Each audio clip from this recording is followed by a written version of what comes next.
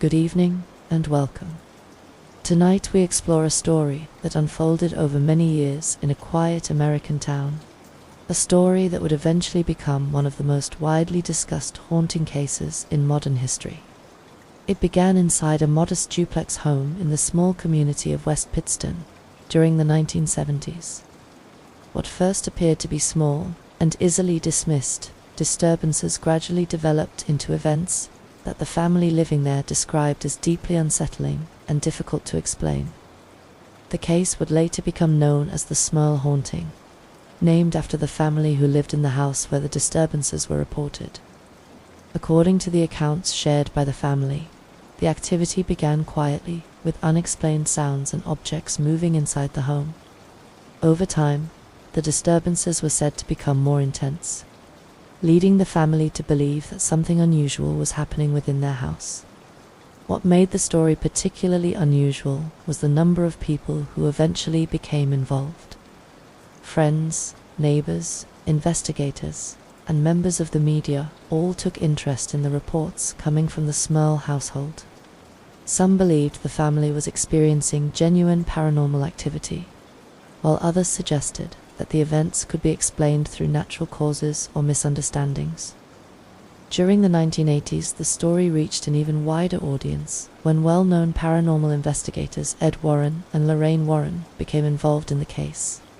Their investigation brought national attention to the story, transforming a private family experience into a topic of public debate and fascination. Like many historical mysteries involving unexplained events, the Smurl Haunting exists at the intersection of belief, skepticism, and human experience. Some people who examined the case believed the disturbances represented genuine supernatural phenomena. Others argued that psychological stress, environmental factors, or misinterpretation of events could explain what the family believed they had experienced. On this channel, we explore stories like this slowly and calmly, focusing on the historical events and the different perspectives that have shaped how these cases are remembered. Many listeners choose these documentaries as a way to unwind at the end of the day, or to gently fall asleep while listening to real stories from history. So for now, allow the noise of the day to fade away and settle comfortably as the story begins. We will start by traveling to the town where these events took place, a quiet community in Pennsylvania, where an ordinary home would eventually become the center of one of America's most discussed haunting cases. The events that would later become known as the Smurl Haunting took place in the small American community of West Pittston, located in northeastern Pennsylvania. The town sits along the banks of the Susquehanna River and forms part of a wider region historically, shaped by coal mining and industrial development. During the 20th century, many families in the area lived quiet, modest lives centered around work, family, and close community ties. By the 1970s, West Pittston had the character of a traditional American borough. Streets were lined with duplex homes and small houses built decades earlier for working families. Neighbors often knew one another well, and daily life moved at a steady and familiar pace. Children walked to school, families attended church on weekends, and many residents spent their entire lives within the same neighborhoods. The region surrounding the town had experienced economic changes during the decades leading up to the Smurl case. Coal mining, once the backbone of the local economy, had gradually declined. As industries shifted, many communities in northeastern Pennsylvania adapted by focusing on other forms of employment. Despite these changes, towns like West Pittston retained a strong sense of identity and stability. For most residents, life in the town remained peaceful and predictable. Houses were often shared by extended families or divided into duplex units where two households lived side by side. These homes were practical rather than elaborate, designed for everyday living rather than attention or notoriety. One such house stood on Chase Street, a typical duplex building that looked much like many others in the neighborhood. From the outside, it appeared entirely ordinary. The structure was simple and functional, with two separate living spaces connected by a shared wall. Families who lived there could expect the same quiet routines experienced throughout the town. During the early 1970s, the house would become the home of the Smurl family. At the time, there was nothing to suggest that the building would eventually become known across the United States. To neighbors and passers-by, it was simply another residence in a quiet Pennsylvania community. Yet within a few years, this ordinary duplex would become the center of a story that attracted investigators, journalists, and national media attention. Reports of strange disturbances inside the house would transform the property into one of the most widely discussed, alleged haunting cases in modern American history. Before those reports began, however, the town of West Pittston remained what it had always been, a calm and familiar place where daily life unfolded quietly, and where few residents could have imagined that one of their neighborhood homes would soon become the focus of a mystery that people across the country would begin talking about. In the early 1970s, the duplex house on Chase Street in West Pittston became the home of the Smurl family. Like many families in the region at the time, they were looking for a stable and comfortable place to build their lives. The house was modest but practical, and its location in a quiet neighborhood made it an appealing place to settle. The family was led by Jack Smurl and his wife Janet. Together they were raising their children while also maintaining close ties with their extended family. In fact, the duplex arrangement suited them well because another unit of the home was occupied by Jack's parents. Living close to one another allowed the family members to support each other in everyday life, sharing responsibilities and maintaining a strong sense of connection. At first, life inside the home appeared entirely normal. The routines of family life filled the days with familiar activities, work schedules, school commitments, and household responsibilities created a steady rhythm that many families would recognize. Evenings were often spent together, with family members relaxing in the living room or preparing meals in the kitchen. The house itself had already existed for several decades before the Smurl family moved in. Buildings of this age often carried the small quirks that come with time. Wooden floors might creak slightly, pipes might produce occasional noises, and temperature changes could cause subtle sounds within the walls. For most homeowners, these details were simply part of living in an older structure. During the early period after the family moved into the duplex, there were no immediate signs that anything unusual might occur. Neighbors saw the Smurl family as just another household adjusting to life in the community. The quiet streets of West Pittston continued their routine, and nothing about the home suggested it would later become the focus of national attention. However, as the months passed, small disturbances began to appear within the house. At first they were minor enough that they could easily be dismissed. A faint sound might be heard during the night, or an object might seem slightly out of place.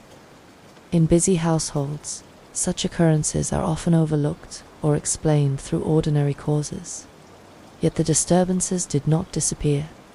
Instead, they continued to appear occasionally, and some members of the family began noticing patterns that seemed difficult to ignore. What had once seemed like ordinary household noises slowly started to feel more unusual. Although these early experiences were subtle, they marked the beginning of a series of events that would eventually change how the family viewed their home. The duplex that once seemed like a quiet and practical place to live would soon become the setting for a story that attracted attention from investigators, journalists, and curious visitors from far beyond the town of West Pittston. In the years after the Smurl family settled into their duplex home in West Pittston, the first signs of unusual activity began to appear quietly and gradually. At first, the events were subtle enough that they could easily be dismissed as normal household occurrences. Older homes often produce unexpected noises, and families sometimes notice small changes in their surroundings that turn out to have simple explanations. One of the earliest disturbances involved unusual sounds within the house. Family members occasionally reported hearing knocking noises that seemed to come from inside the walls or from different parts of the rooms. These sounds were not constant, but they occurred often enough to draw attention. At first, the family assumed the noises might be caused by pipes expanding or contracting, or by the natural settling of the structure. Alongside the sounds, small household items sometimes appeared to move slightly from their original positions. A chair might seem out of place, or an object left on a table might later be found on the floor. In a busy home with multiple family members moving through different rooms, such changes might easily happen without anyone remembering exactly when they occurred. However, as the months passed, the disturbances became more noticeable. Some members of the family reported hearing heavier footsteps in rooms that were empty. At other times, doors were said to open or close slowly without anyone nearby. These moments were brief, but they created a growing sense that something unusual might be happening inside the house. One particular incident, described by the family, involved a light fixture that reportedly began to sway, even though there was no apparent draft in the room. Moments like this left the family puzzled, though they continued searching for practical explanations. Electrical issues, vibrations from outside traffic, or natural air movement were all possibilities that they considered. Despite these experiences, the family did not immediately assume anything supernatural was involved. Many people encounter strange noises or unexplained events in homes from time to time, and most eventually discover simple causes. For a while, the Smurl family continued with their normal routines while paying closer attention to the unusual moments occurring around them. Yet the disturbances did not fade away. Instead, they slowly increased in frequency and intensity. What had once been occasional sounds or minor movements began appearing more regularly. As these events continued, the family found it increasingly difficult to ignore what was happening inside the house. The quiet duplex on Chase Street was gradually becoming the center of a series of experiences that would soon attract attention far beyond the household itself. What had begun as small, unexplained disturbances would soon develop into events that the family believed were far more serious and far more difficult to explain. As the months passed, the disturbances reported by the Smurl family began to change in both frequency and intensity. What had once been occasional unexplained sounds or small movements of objects gradually developed into events that seemed far more difficult to ignore. The home on Chase Street, which had once felt calm and predictable, began to feel increasingly unpredictable for those living inside it. One of the first signs that the activity was becoming more noticeable involved objects moving in more dramatic ways. Family members reported that items placed on tables or shelves sometimes fell suddenly, without an obvious reason. In some cases, objects appeared to slide across surfaces or shift position in ways that did not seem connected to anyone in the room. At the same time, the knocking sounds that had once been occasional began occurring more frequently. Some of these sounds were described as sharp bangs coming from walls or ceilings, sometimes strong enough to startle those nearby. The noises did not appear to follow a regular pattern. They might occur late at night when the house was quiet, or suddenly during the middle of the day. Another unusual element involved electrical disturbances. The family sometimes noticed lights flickering unexpectedly, even when there were no known issues with the wiring in the house. While electrical fluctuations can occur in many homes for ordinary reasons, the timing of these events added to the growing feeling that something unusual might be happening. Furniture and other larger items also became part of the reports. At times, chairs were said to shift slightly across the floor or appear out of place after no one had touched them. In a few instances, family members claimed that objects moved while people were present in the room, which made the experiences even more unsettling. The growing intensity of the disturbances began affecting how the family experienced their daily lives. Rooms that once felt comfortable now seemed tense and uncertain. Family members sometimes hesitated before entering certain areas of the house, wondering whether another sudden noise or movement might occur. Despite these experiences, the family continued searching for practical explanations. They considered whether structural issues within the house might be responsible, or whether vibrations from outside traffic might be affecting objects inside. However, the repeated nature of the disturbances made it difficult for them to settle on a single explanation. As the activity continued to grow stronger, the situation began attracting attention from people outside the household. Friends and neighbors who heard about the unusual events became curious, and some began visiting the house to observe the disturbances for themselves.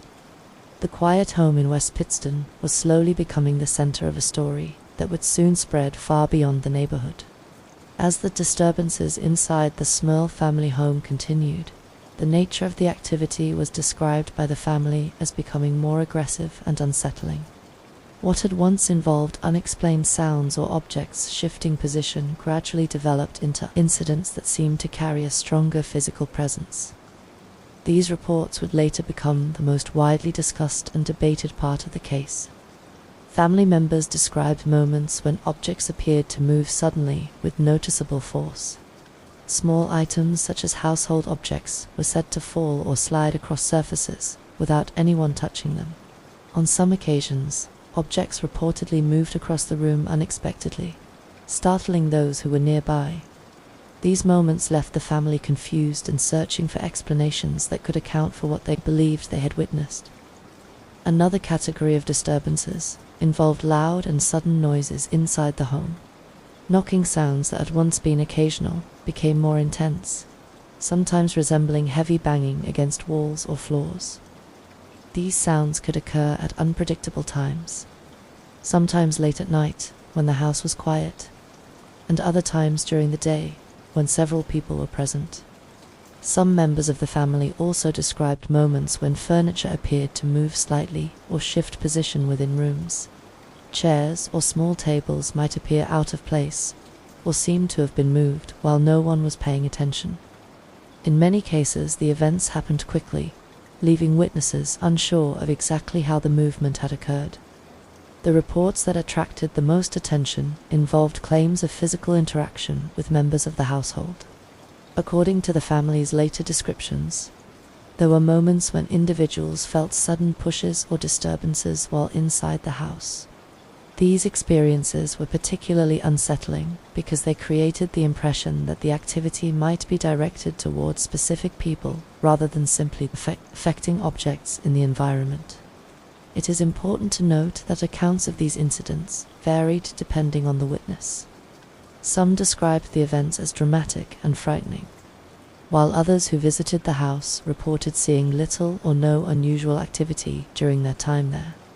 This difference in experience contributed to the ongoing debate about what might truly have been happening inside the home. Despite these differences in interpretation, the reports of violent disturbances drew increasing attention from people outside the family. Friends, neighbors, and visitors became curious about the claims being made, and some began visiting the house, hoping to witness the activity themselves. As more people heard about the events, the story began spreading beyond the immediate neighborhood.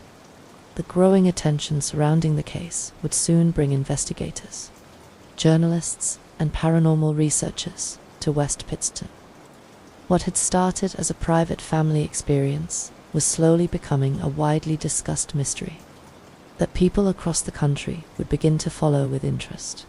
As the reports of disturbances inside the Smurl home continued, the story gradually began to spread beyond the immediate household. Friends, relatives, and neighbors living in West Pittston started hearing about the unusual events taking place inside the duplex on Chase Street. What had originally been a private family matter slowly became a topic of conversation throughout the neighborhood. Curiosity grew among those who lived nearby. Some residents initially approached the situation with skepticism, assuming that the disturbances might have ordinary explanations, such as structural noises, plumbing issues, or electrical problems within the house. Older homes can sometimes produce unexpected sounds, and many people believed the events could eventually be traced to practical causes. Despite these assumptions, Several neighbors decided to visit the house themselves in order to understand what the family was experiencing. These visits were often informal. Friends and neighbors would spend time inside the home, talking with the family and quietly observing the environment to see whether anything unusual might occur. During some of these visits, individuals reported hearing unexplained knocking sounds or sudden noises coming from within the walls or ceilings. Others described seeing small objects move or fall unexpectedly while they were present in the room. Although not every visitor witnessed the same events, the presence of outside observers added a new dimension to the story. The involvement of witnesses outside the family made the situation more difficult to dismiss as a misunderstanding experienced by only one household. When multiple people claimed to have heard or seen similar disturbances, interest in the case began growing more rapidly. Conversations about the events spread through the community, and more people became aware of the unusual reports connected to the house. Some neighbors remained cautious about drawing conclusions. They acknowledged that the noises and movements described by the family seemed unusual, but they continued searching for practical explanations. Others became more open to the possibility that something genuinely unexplained might be happening inside the home. As word of the events continued spreading, the story eventually reached individuals who specialized in investigating paranormal claims. Researchers who studied alleged hauntings and poltergeist cases began hearing about the reports coming from West Pittston. These investigators were interested in examining the situation more closely to determine whether they could document or understand the disturbances. The involvement of witnesses and neighbors marked an important turning point in the case. What had once been a private series of experiences within a single family home was now attracting wider attention. Soon, investigators with national reputations would become involved, bringing the Smurl Haunting into the spotlight of public discussion. As the reports surrounding the Smurl family home continued spreading, the case eventually reached the attention of well-known paranormal investigators, Ed Warren and Lorraine Warren. By the 1980s, the Warrens had already become widely recognized for their investigations of alleged hauntings and unexplained disturbances throughout the United States. When they first heard about the events taking place in the duplex home in West Pittston, the case appeared similar to other reports of poltergeist activity that had drawn their attention in the past. According to the Smurl family, the disturbances inside the house had continued for years and were becoming increasingly difficult to manage. Seeking help and understanding, the family eventually reached out to individuals who studied paranormal phenomena. Ed and Lorraine Warren traveled to West Pittston to meet with the family and examine the situation inside the house. Their investigation involved speaking directly with family members, listening carefully to their descriptions of the disturbances, and observing the environment where the activity was said to occur. Like many paranormal investigators, the Warrens attempted to understand both the physical surroundings of the home and the experiences described by those living there. During their visits, the Warrens suggested that the disturbances might represent a form of poltergeist activity.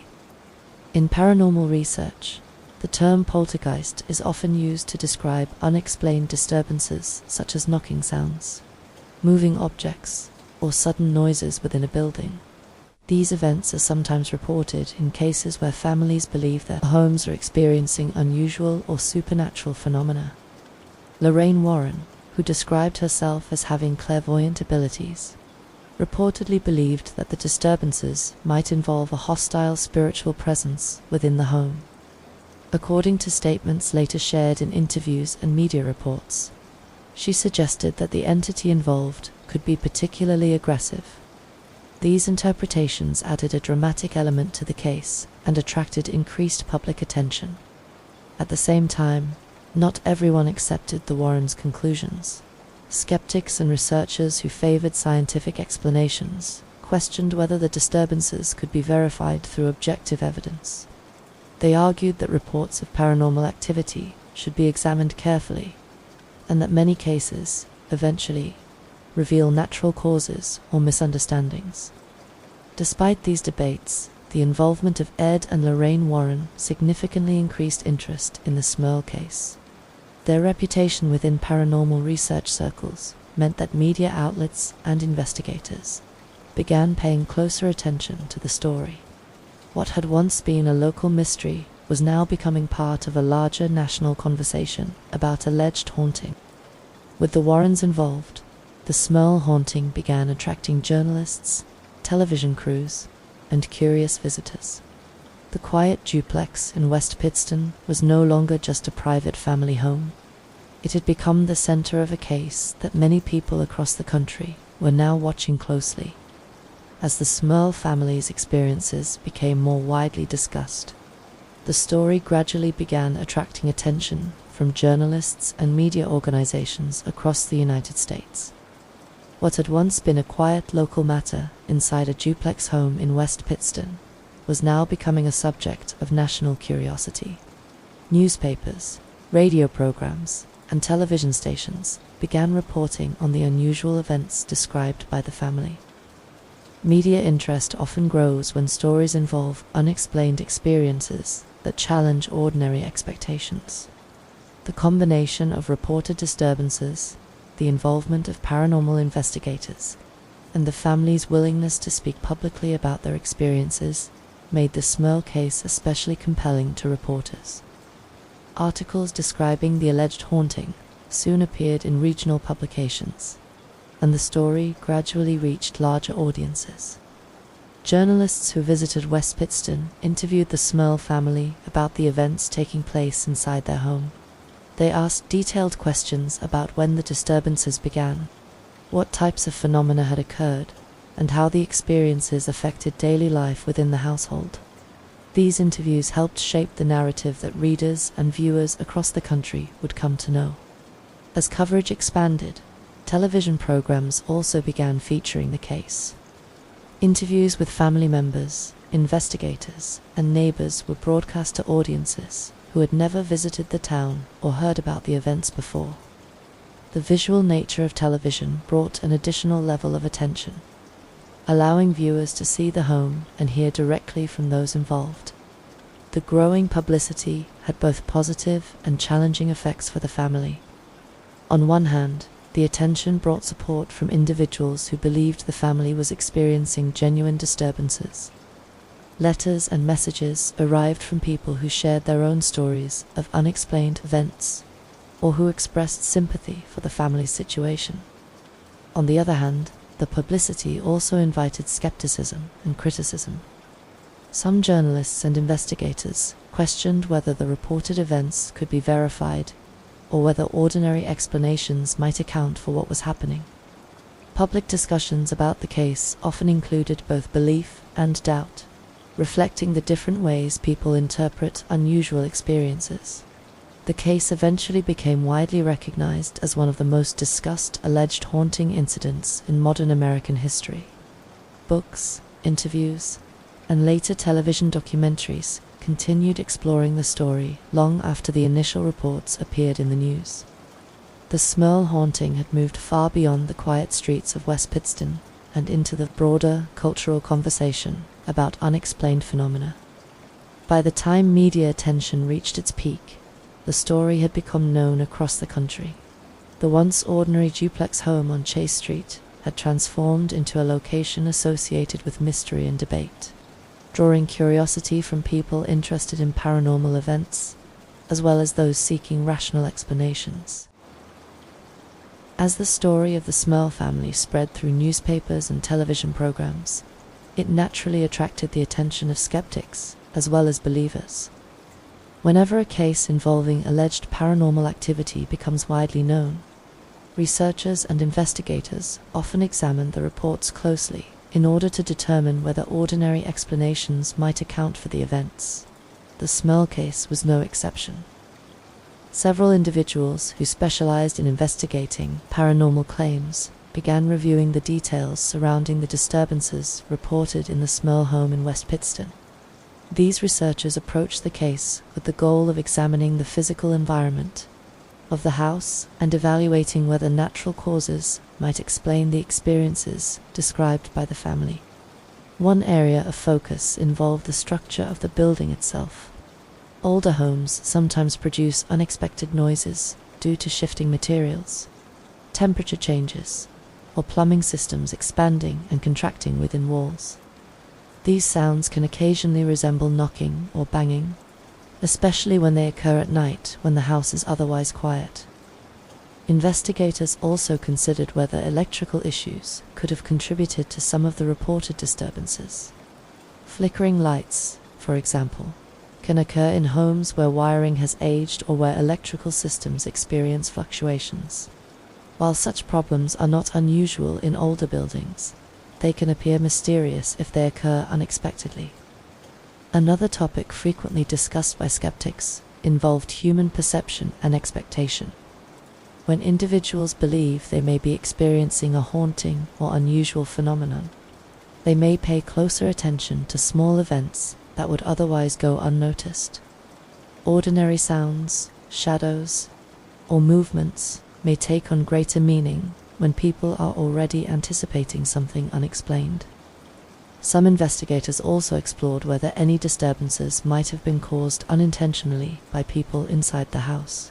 In cases involving moving objects or sudden noises, researchers sometimes consider the possibility of accidental actions, misunderstandings, or even deliberate pranks. While such explanations are not always proven, they remain part of the broader effort to examine all possible causes. Supporters of the paranormal interpretation argued that the number of witnesses and the duration of the disturbances made simple explanations less convincing. They pointed to the family's consistent descriptions of events over many years and the involvement of investigators who believed something unusual might be occurring. The result was an ongoing debate that has continued for decades.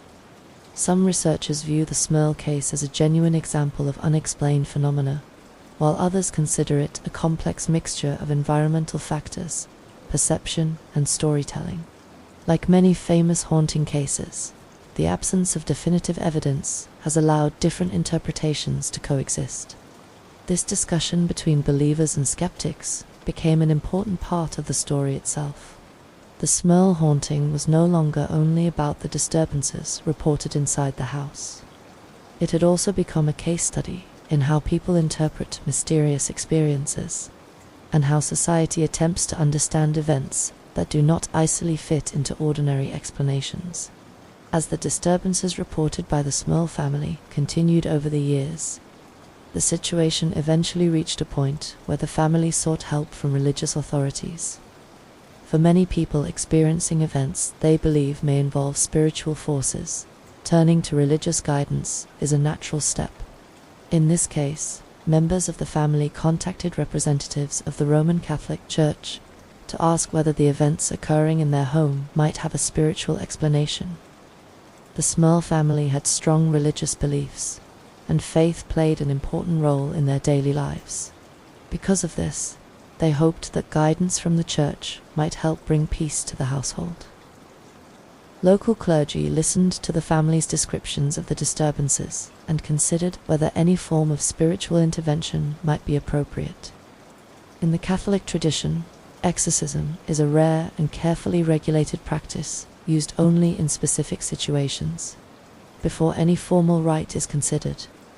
Church authorities typically evaluate the circumstances carefully to determine whether the events might have natural explanations. Psychological factors, environmental conditions, and other practical causes are usually examined first. During the period when the Smurl case was receiving national attention, priests visited the home to observe the environment and speak with members of the family. These visits were intended to understand the experiences being reported and to provide pastoral support.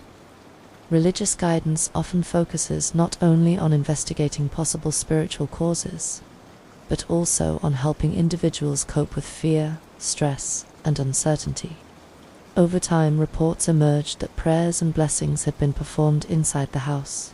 Such actions are common when families seek comfort and reassurance during difficult situations. Blessings and prayers are meant to bring peace to a household and help residents feel supported by their faith and community. According to various accounts, attempts at religious intervention did not immediately bring an end to the disturbances the family believed they were experiencing. This added another layer of complexity to the case. For believers in the paranormal interpretation, the persistence of the activity suggested that something unusual might still be present. For skeptics, the lack of clear results reinforced the idea that the events might have non-supernatural explanations. The involvement of the Catholic Church also increased public interest in the case. Stories of alleged hauntings, combined with reports of religious intervention, often capture attention because they bring together elements of belief, mystery, and tradition. As the Smurl case continued to appear in media reports, the idea that clergy had visited the home became another widely discussed part of the story. Despite these efforts, the experiences described by the family remained a topic of debate and uncertainty. Some observers believed the disturbances reflected a genuine supernatural phenomenon, while others remained convinced that natural explanations had not yet been fully identified. The case continued to attract attention as people tried to understand what might truly have happened inside the Smurl family home. As the years passed, the disturbances reported by the Smurl family gradually became part of a larger historical discussion about unexplained events.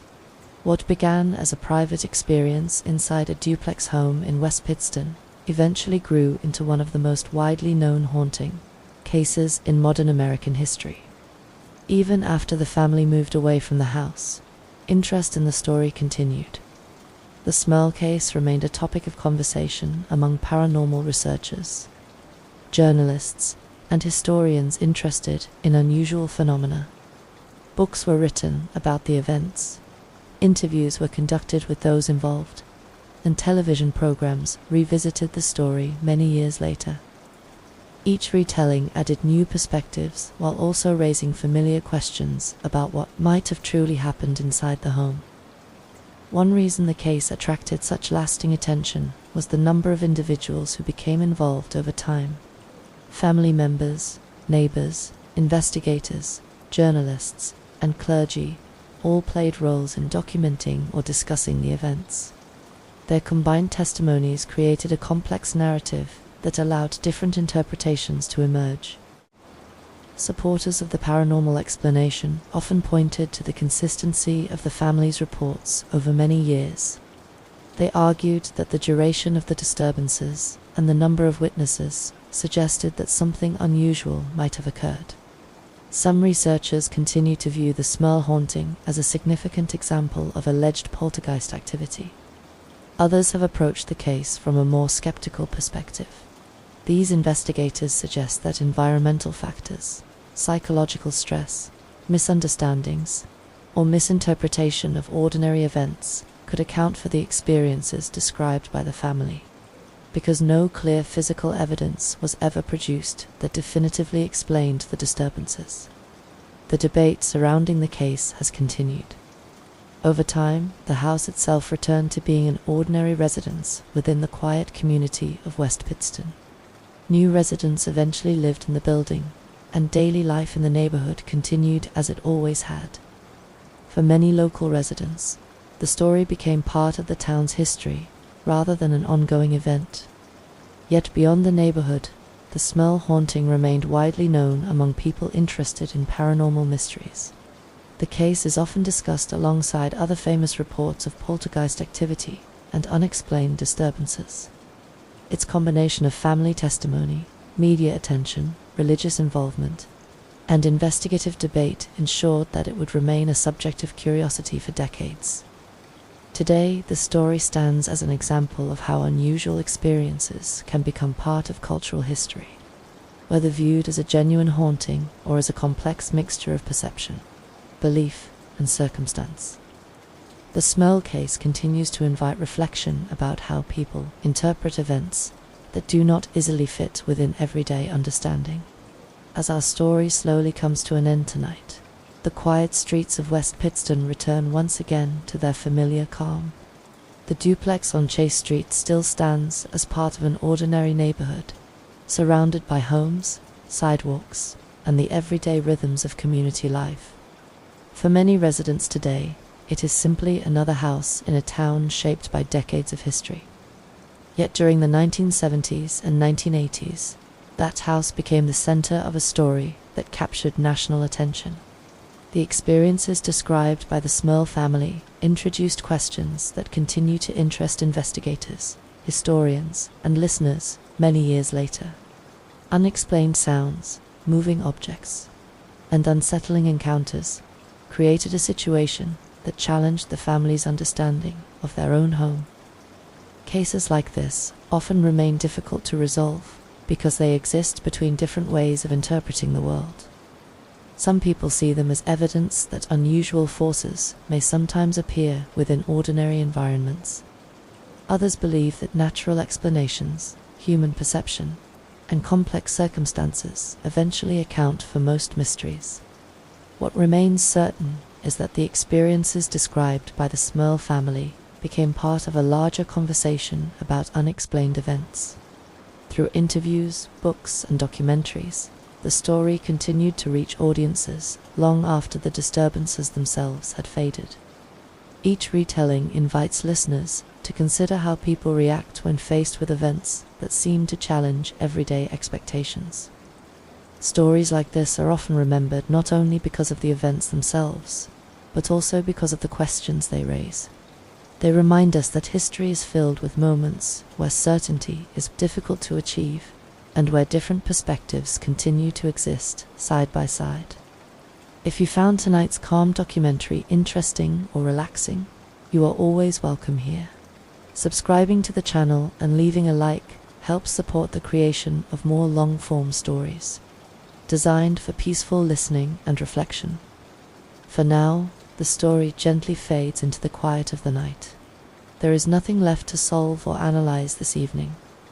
Let your thoughts slow down, breathe calmly, and allow the stillness of the night to settle around you as the mind gradually drifts toward rest.